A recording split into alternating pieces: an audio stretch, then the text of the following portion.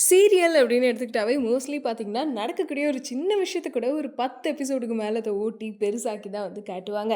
அதில எல்லாருமே பார்த்தீங்கன்னா, அடுத்து என்ன நடக்க போகுது, என்ன நடக்க போகுது அப்படின்னு சொல்லிட்டு, நம்மளுமே தொடர்ந்து இந்த சீரியலுக்கு வந்து அடிக்ட் ஆயிருவோம். அப்படி இப்போ வந்து விஜய் டிவியா இருக்கட்டும், ஜீ தமிழா இருக்கட்டும், சன் டிவி அப்படின்னு சொல்லிட்டு, இதில எல்லாமே வந்து நெறைய நல்ல நல்ல சீரியல்ஸ் எல்லாமே டெலிகாஸ்ட் பண்ணிட்டு இருக்காங்க. முக்கியமா படங்கள தாண்டி சீரியல் தான் இப்போ அதிகமா எல்லாரும் பார்த்துட்டு இருக்காங்க அப்படின்னு கூட சொல்லலாம். ஆனா மோஸ்ட்லி எல்லா சீரியல்ல இருக்க ஒரு பிரச்சனை என்ன அப்படின்னா, ஒரு கல்யாணத்தில ஒரு பிரச்சனை வந்துச்சுன்னா, கண்டிப்பா ஒரு 100 எபிசோட்க்கு அப்புறம் தான் அந்த கல்யாணமே நடத்துவாங்க. அப்படி என்னடா ஒரு பிரச்சனை ஆரம்பிச்சா அத முடிக்கிறதுக்குள்ள அடுத்தடுத்த பிரச்சனைன்னு கொண்டு போயிட்டே இருக்கீங்களே அப்படின்னு சொல்லிட்டு, ரசிகர்களும் வந்து தொடர்ந்து என்ன நடக்க போகுது அப்படின்னு ஆர்வத்திலேயே பார்த்துட்டு இருப்பாங்க. ஆனா, இப்போ ஒரு சீரியல் வந்து சோஷியல் மீடியா ஃபுல்லாவே ட்ரெண்டிங்ல இருக்கு.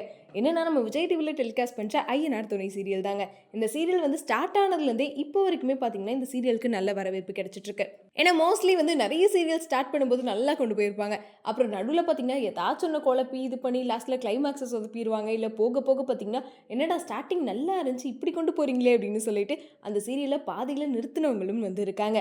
அப்படி இருக்கிற நேரத்தில ஐயனார் துணை சீரியல் மட்டும் ஆரம்பத்துலருந்து இப்போ வரைக்குமே அதுக்கு முன்னாடி எந்த வரவேற்பு கிடைச்சோ, இப்போ வரைக்கும் அதே வரவேற்பு தொடர்ந்து கிடைச்சிட்டு இருக்கு. அதுக்கு மெயினான ரீசன் என்ன அப்படின்னா, அந்த கதை தாங்க. ஏன்னா டைரக்டர் அந்த கதைய வந்து ஒரு பிரச்சனை நடந்துச்சு அப்படின்னா, அடுத்த எபிசோட்லயே இந்த பிரச்சனைய முடிச்சுட்டு, அடுத்ததா ரொம்ப ஸ்மூத்தா கொண்டு போயிருவாங்க.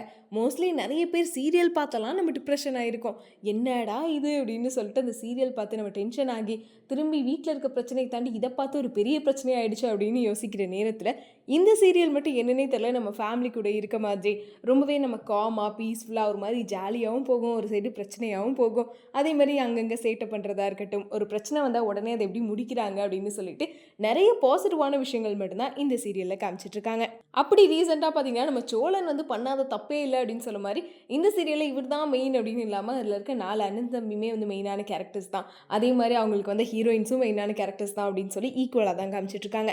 பட் அதில ரொம்ப முக்கியமான கேரக்டர் நம்ம சோழன் நிலா தான். சோழன் என்னதான் தப்பு பண்ணாலும் நிலா ஃபர்ஸ்ட்டெல்லாம் கோவப்பட்டால், இப்ப தான் வந்து சோழனை ஏத்துக்கிற ஒரு நிலைமைக்கு வந்து, டைவர்ஸ் வேண்டாம், சோழன் கூட சேர்ந்து வாழலாம் அப்படின்னு சொல்லிட்டு, அவங்களும் ஒரு நல்ல முடிவு எடுத்திருந்தாங்க.